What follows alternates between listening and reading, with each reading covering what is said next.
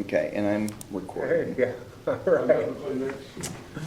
Well, actually, one thing I'll have you do if you're okay, can you grab that microphone and put it near you so it'll make sure it picks you up?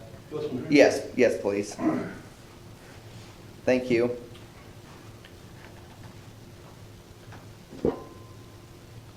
Just to make sure I can get all of, all your voice and everything out of there. So, okay, we're gonna go on live. This is karaoke, right? Yeah, it's karaoke day. Okay. We are on part 2 of the Common Council meeting. It is 6:24 p.m. on Tuesday, December 27th, 2022. Let's stand and say the Pledge of Allegiance. I pledge allegiance to the flag of the United States of America and to the republic for which it stands, one nation, under God, indivisible, with liberty and justice for all. Roll call, please. Weagold. Here. Varga absent. Middleton. Here. Crowder. Here, Romano absent. In front of you are the minutes from our last meeting on December 13th. Were there any changes or corrections? Hearing none, can I have a motion to approve? So moved. Second. Motion by Dan, seconded by Jenny. Further discussion? All those in favor, show by the usual sign. It is unanimous of those present. We have sworn in our firefighter. Sorry you missed that, Walt, but understand. So next up is resolution number 2022-36. Do I have a motion to read by title only? So moved. Motion by Jenny, seconded by Walt. For the discussion. All those in favor show by the usual sign. It is unanimous of those present. Please read resolution number 2022-36 by title only. Resolution 2022-36, an emergency resolution providing for the transfer of appropriations from several departments of the City of Columbia City, Indiana for the year 2022. So again, as you're well aware, we do this at the end of every year, which basically balances out our accounts, rolls cash over that we've not utilized, things to that effect. So, any questions regarding anything on this resolution? Okay. Hearing none, can I have a motion to approve resolution number 2022-36 on first and final reading? So moved. Second. Motion by Jenny, seconded by Dan. Further discussion? All those in favor show with the usual sign. It is unanimous of those present. Next up is ordinance number 2023-1. Can we do that number? Well, that's what Marcia had, so I left it that way, because it won't be approved till 23. Okay, gotcha. Okay. Do I have a motion to read ordinance number 2023-1 by title only? So moved. Second. Motion by Dan, seconded by Jenny. Further discussion? All those in favor show by the usual sign. It is unanimous of those present. Please read ordinance number 2023-1 by title only. Ordinance 2023-1, an ordinance establishing opioid settlement funds, unrestricted and restricted. So as you may be aware, the state of Indiana has effectively settled a lawsuit with many of the opioid manufacturers around the country. And a certain dollar amount will be coming to the city of Columbia City over the next, it's more than that. I thought it was like 10 years or something. Anyways, a long time. It's many years. And those dollars have to be split up into 2 separate funds, one unrestricted, one restricted. As you're well aware, anytime we get funds from basically new dollars from the state, they mandate that we have those accounts set up. So that's what this ordinance does, is it sets up those accounts. It does not appropriate those dollars. That will come at a later time in the appropriate manner. But these accounts basically are set up to receive state funding that will be happening over a period of time. Our first draw is whenever we get these funds set up. Sometime this year, yeah, because a lot of towns have already got theirs. Yes. So again, basically waiting for us to set up these funds.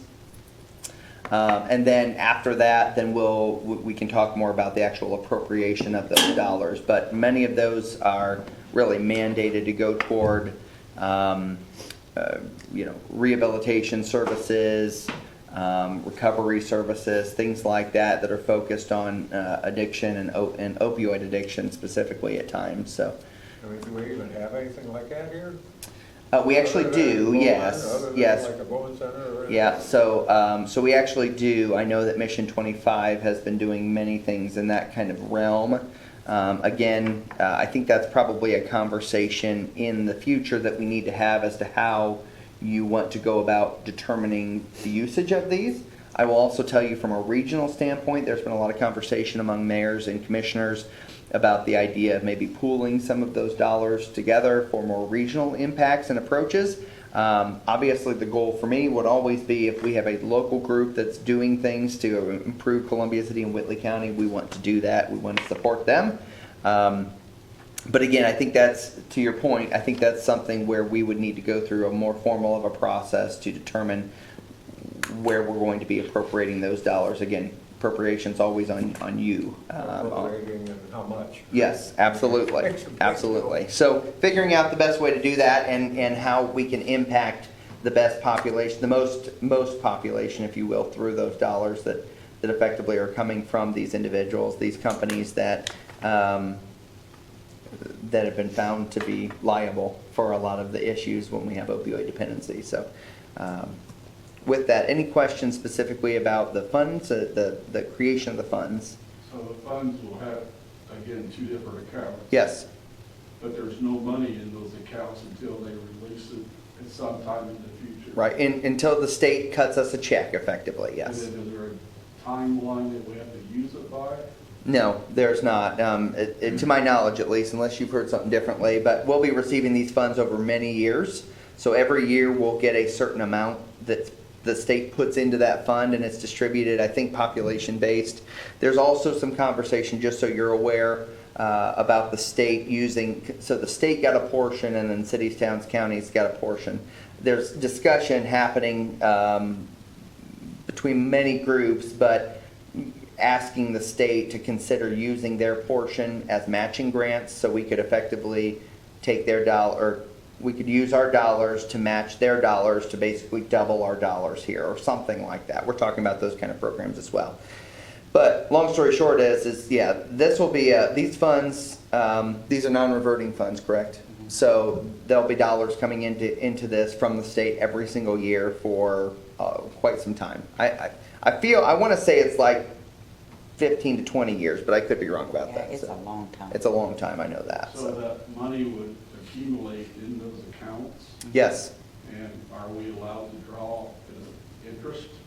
You know, if we put it into a CD or a Well, savings account? Or... It's not that much money. Okay, I Yeah. didn't know what. No, I think it's a good question. I think, Yeah. I feel like our first draw in the unrestricted is maybe like 16,000 or Yeah. 14,000. And then every year after that, it ends up being like $5,000 or $6,000. So, or maybe even less than that. So, it won't be a significant funding amount, but it'll be enough that we can support potentially some of the services that are here in Columbia City and Whitley County. Sure.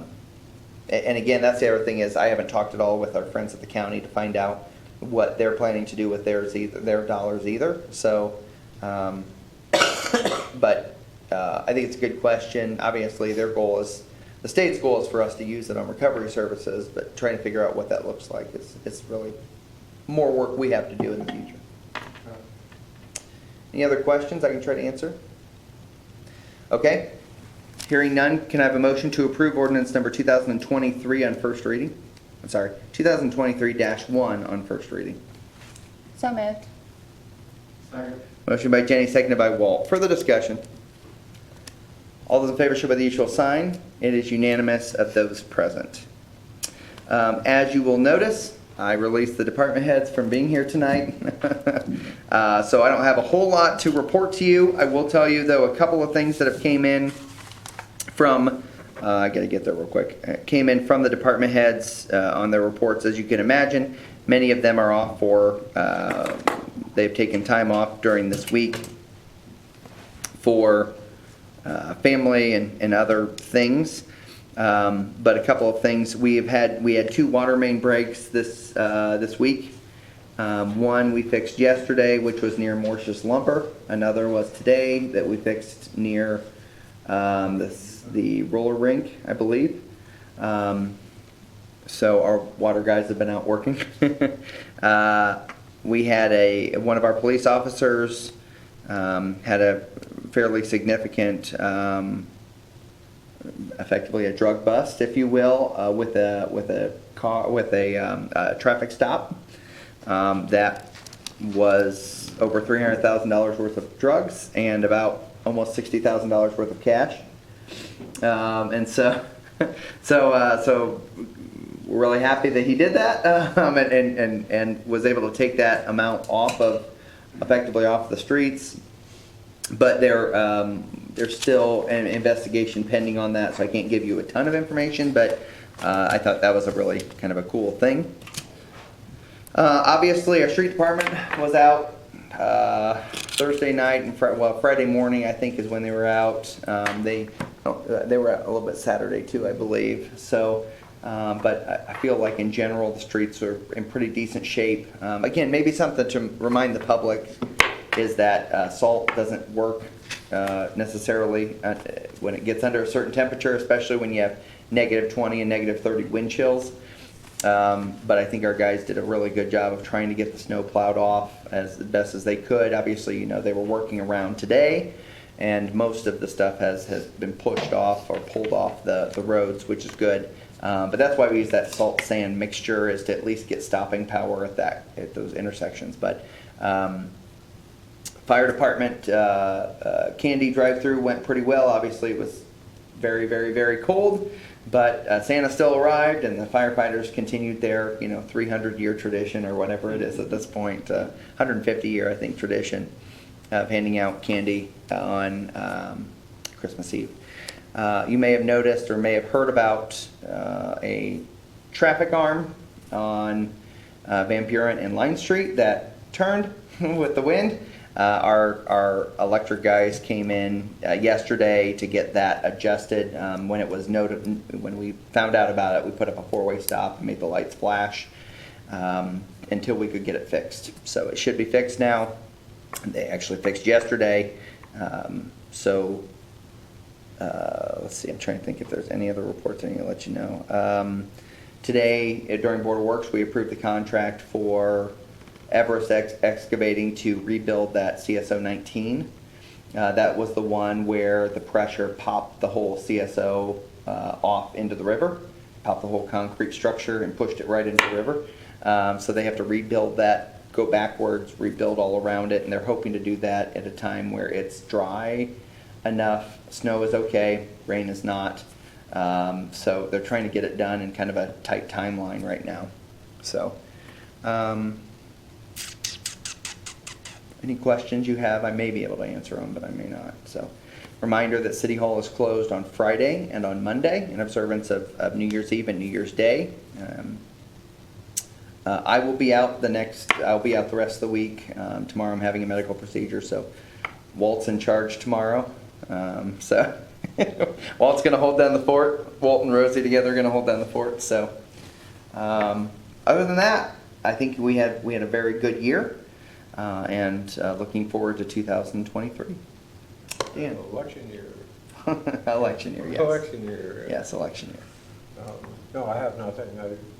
We've had a great year. Good. Excellent. Thank you. Jenny? I have nothing. Nothing. Walt? Who's the chairperson for the parking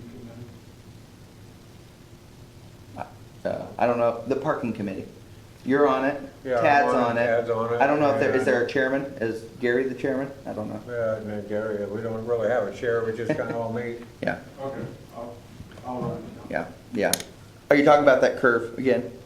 No, this was a totally different thing. Okay. Was you able to make me a copy of the ordinance from last week? I haven't been up since then. Here with the headline. What was it? I don't know where it's at. Where is it at, Walt? Irish Lynn? Oh, at Irish? Okay. Okay. I am so sorry, I think I forgot. That's okay. The only thing we've been looking at is trying to figure out how to get more parking downtown on the west side on Van Buren. west of Line Street. West of Lane. Oh, Where okay. it's parallel parking there. Yeah, You know, you might be able to put some angle parking in there. We also, I mean, we haven't really met as a committee, but I know I took pictures of the angle parking downtown, where if you get a Super Duty truck in there and people stop, and then I took pictures of it out my window. Yep. Watching how the cars had to stop, or look out, we're gonna have a head-on, because, yeah, there's just not enough space Yeah. there. I think part of it was, we were talking about possibly when they do the downtown redevelopment, there could be some options there. You don't want, I mean, there's a lot of Yeah. questions there where you might be able to take a foot or two in on the sidewalk, but then you're reducing the sidewalk. I don't know how else you do it, unless you restrict larger trucks, but then that's not really a problem. It's the SUVs, because you got a bigger vehicle there, you can't see to back out. I mean, it's impossible no matter what you have. I know. So I mean, there's no real fix to it, you know, I mean, we want more parking, but if you do that, I mean, if you go back to parallel, then you're losing parking space. Yeah. I did have just a short discussion with the mayor on Jeff Reed and Holden and that curve. That's still a topic of congestion. And it's terrible now, especially because of the snow. I mean, obviously, snow is gonna be melting here soon, but just those monster trucks that are on both sides of that road. And again, it's not that either of those individuals are doing it, I think on purpose, Oh, no. but it's definitely creating a squeeze at that area. I mean, I think I told you, and I know you guys know this, I go through there literally every day, and every day is there somebody coming? Nope. Okay, we're gonna try to shoot the gap every day. And the only real solution is gonna be we make one-sided parking, which is gonna make nobody happy in that area. But Where's this at? at that curve Oh, of yeah. Jeffrey where it gets close to Yeah. Holden, yeah, Yeah, I know that one too. yeah, Yeah, they all have those big trucks. yep. And then there's a truck with a trailer that's there. Actually, there's two trucks with trailers on different points, but it's rough, it's rough. Is Cross Creek okay over there, Jenny? Yeah. Right now it is. Okay. But I do think it's something that we gotta keep looking at, because, I agree. I mean, especially if we get a 6 or an 8-inch snow, I mean, it's gonna be very tight, even for a little SUV to get through. So, something we gotta keep looking at, but, yep, Just didn't develop it properly back in the day. yep, I know. Well, and that's why, again, the subdivision standards have changed since then, and, Well, I know I was approached by on Holden Road. yep, Hey, why don't we make it one way? I said, yeah, we could do that, but you bring a petition to me. Yep. Stating how. Of those residents that are gonna everybody, be- the residents want that. And then Yep. we can try to make that happen, but, I don't think the city needs to be the big bad Yep, guy in yep, that and yep. make everybody mad. Cause Yep. I did, when I walked out there at Arrowhead Court, when we had an issue, and I knocked on every door out there to say, hey, what do you want? Well, majority of them wanted one-side parking, Mhm. except it was on the other side of the road. Yeah, It yeah, wasn't- yep. So then we had a big, people were not happy. yep, And it's like, just utilize your driveways. yes, Utilize your driveways so we can get through this. Yep. But you see people parking in the road and there's nobody in there parking. Now, I've seen where they got multiple. Sure, multiple Oh, I vehicles, get that. absolutely. They're using these driveways the best they can, but some people just park in the road no matter what. yep. Road, sidewalk. Mhm. Especially when it snows, because they don't want to get, the snow pushed into the end of the driveway and then they can't get out and stuff, so. I mean, I get it, and you're absolutely right, there's a lot of issues there, but to me, I mean, we're just gonna have to figure out how to get those things taken care of. And I don't know the answer to it, but I think it's gonna take the neighbors especially to play a part in that, because I agree, I don't think it should be us coming through and saying, you have to do this because we're government to tell you. I think it has to be like, hey, listen, the neighbors are all complaining, we gotta get something figured out here that works for everybody. Maybe we can host the people involved. Absolutely. I mean, we can do whatever it is the parking committee wants to do, but I do think that the parking committee needs to keep taking a look at that in whatever area the Irish Glen Okay, area. before we send out letters, and it works for about, 6 months, and then Yeah. it goes back, and then people Yeah. forget, or we got new move-ins, Yep, and so then we got some letters out again. And Absolutely. I don't know if that's the best way to do it, but, Well, we got a very heavy load of new officers. where before maybe the other officers understood and was a little more lenient.